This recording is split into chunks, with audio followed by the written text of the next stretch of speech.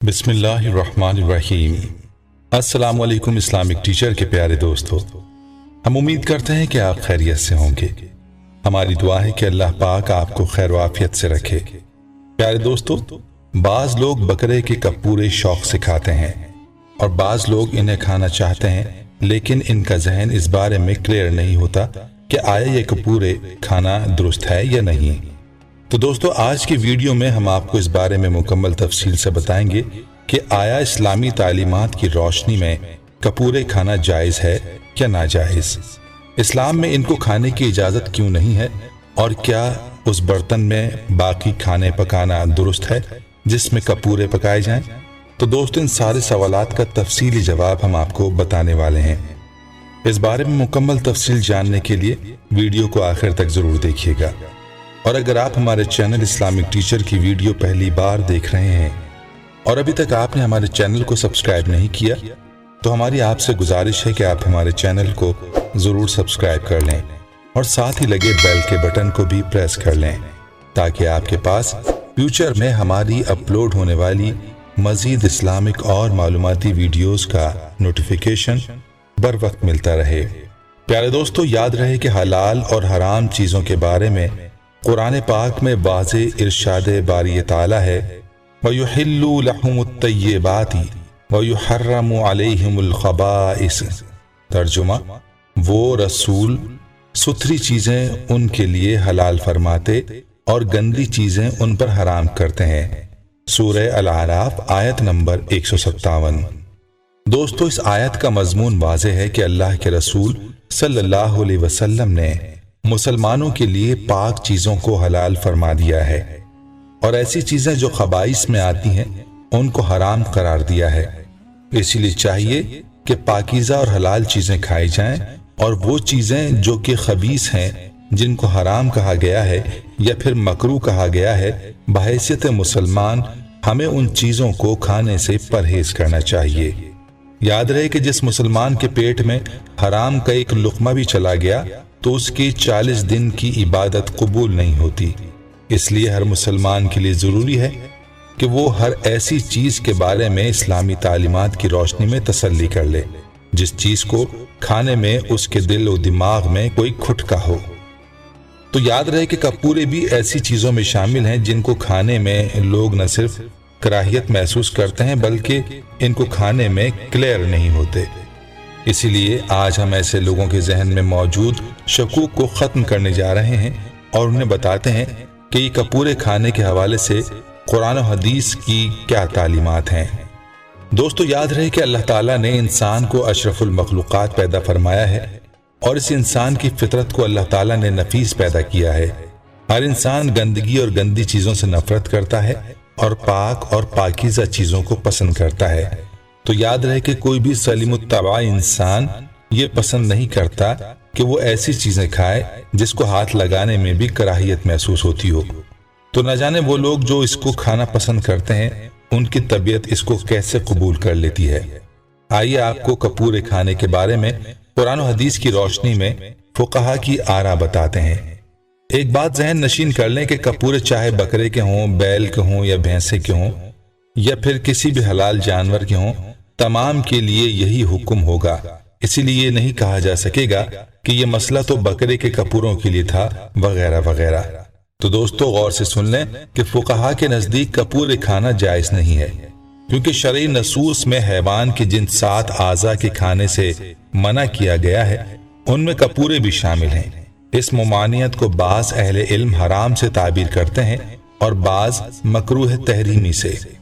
फ़िक़्ह अहनाफ ने मकरूह तहरीमी लिखा है और उसूली लिहाज से मकरूह तहरीमी कहना ही दुरुस्त है।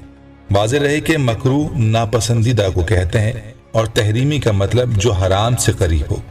मकरूह तहरीमी शरअन वो नापसंदीदा काम है जो हराम से करीब हो और उसका करने वाला अल्लाह और उसके रसूल के गुस्से का और नाराज़गी का मुस्तहिक होता है। याद रहे कि मकरूह तहरीमी अगरचे हुक्म के एतबार से हराम से कम दर्जा रखता है, लेकिन मकरूह तंज़ीही के मुकाबले में हराम से ज़्यादा करीब है। नेज़ इसका हुक्म बयान करते हुए इसे नाजायज़ से भी ताबीर किया जाता है। जैसे कि पहले भी जिक्र हुआ कि कपूरे इसलिए नाजायज़ हैं کیونکہ یہ حلال جانور میں موجود ان 7 چیزوں میں شامل ہیں جو کہ مکروہ تحریمی ہیں۔ وہ 7 چیزیں یہ ہیں: نمبر 1 بہتا ہوا خون، نمبر 2 غدود، نمبر 3 مثانہ، نمبر 4 پتا، نمبر 5 نر کی پیشاب کا، نمبر 6 مادہ کی پیشاب کا، اور نمبر 7 کپورے۔ دوستو جہاں تک بات ہے بہتے ہوئے خون کی، تو اس کا حرام ہونا قرآن کریم سے ثابت ہے، اور بقیہ اشیاء طبعاً خبیث ہیں، اس لیے وَيُحَرِّمُ عَلَيْهِمُ الْخَبَائِثَ کے عموم میں یہ بھی داخل ہیں۔ نیز ایک حدیث شریف میں ہے کہ حضرت صلی اللہ علیہ وسلم نے ان 7 چیزوں کو ناپسند فرمایا ہے۔ دوستو جیسا کہ پہلے بھی ذکر ہوا کہ حلال اور حرام چیزوں کے بارے میں قرآن پاک کی سورت الاعراف کی آیت 157 میں واضح ارشاد باری تعالیٰ ہے کہ وہ رسول ستھری چیزیں ان کے لیے حلال فرماتے اور گندی چیزیں ان پر حرام کرتے ہیں۔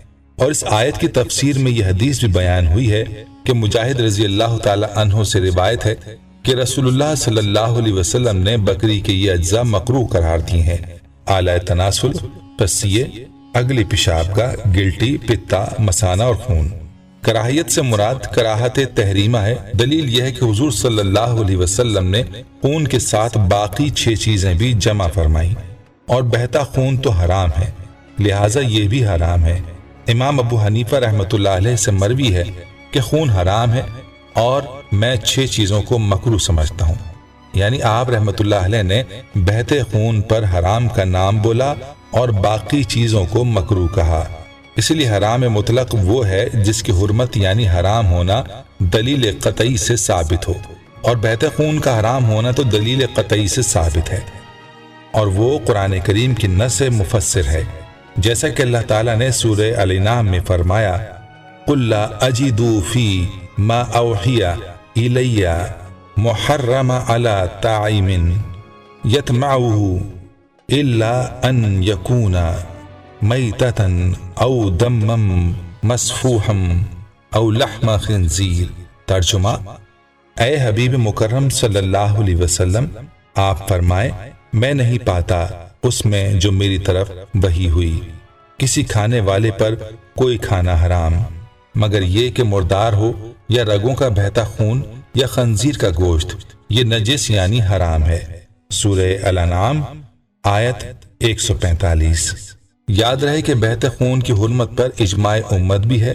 رہا باقی 6 چیزوں کا حرام ہونا تو وہ بھی دلیل قطعی سے ثابت نہیں، البتہ اس کی دلیل میں سورہ الاعراف کی آیت طبیعات اور خبائث والی آیت ہی پیش کی جاتی ہے، اور ساتھ میں مذکورہ بالا حدیث پاک سے دونوں میں فرق کیا گیا ہے۔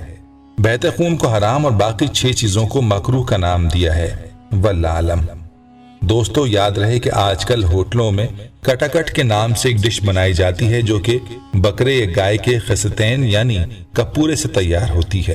اس ڈش کو کھانے کے بارے میں بھی اکثر لوگ سوال کرتے رہتے ہیں کہ اس کا شریعت میں کیا حکم ہے، تو اس بارے میں فقہا کا کہنا ہے کہ دل، گردے، کلیجی، مغز وغیرہ کا کٹاکٹ بنانا اور اس کا کھانا تو جائز ہے، مگر چونکہ کپورا کھانا مکروہ تحریمی یعنی ناجائز ہے، اس لیے کٹاکٹ میں اگر کپورے بھی ہوں تو ایسے کٹاکٹ کا کھانا جائز نہیں ہوگا، بلکہ شائبہ ہونے کی صورت میں بھی احتیاط برتنے کا کہا گیا ہے، جیسا کہ فرمایا کہ اگر کپوروں کا کٹاکٹ توے پر بنانے کے بعد اس پر کپوروں کے اجزاء بالکل باقی نہ ہوں تو اس کے استعمال میں حرج نہیں، لیکن کپوروں کے اجزاء باقی ہوں یا وہی گھی، تیل ہو جس میں کپورے پکائے گئے ہوں تو اس کے ساتھ کوئی دیگر جائز چیز کا پکانا اور استعمال کرنا جائز نہ ہوگا۔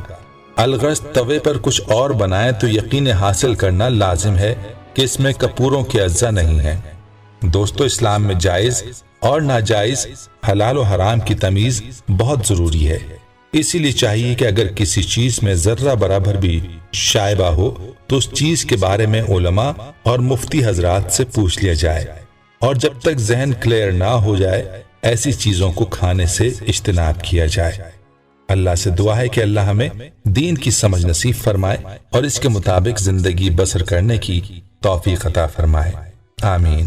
پیارے دوستو، ہم یہ امید کرتے ہیں کہ آپ کو ہماری آج کی یہ ویڈیو ضرور پسند آئی ہوگی۔ اگر آپ کو ہماری آج کی یہ ویڈیو پسند آئی ہے تو آپ سے گزارش کرتے ہیں कि आप हमारे चैनल इस्लामिक टीचर को जरूर सब्सक्राइब कर लें और साथ ही लगे बेल के बटन को भी प्रेस कर लें ताकि आपके पास हमारी आने वाली मजीद मालूमाती वीडियोस का नोटिफिकेशन बर वक्त मिलता रहे।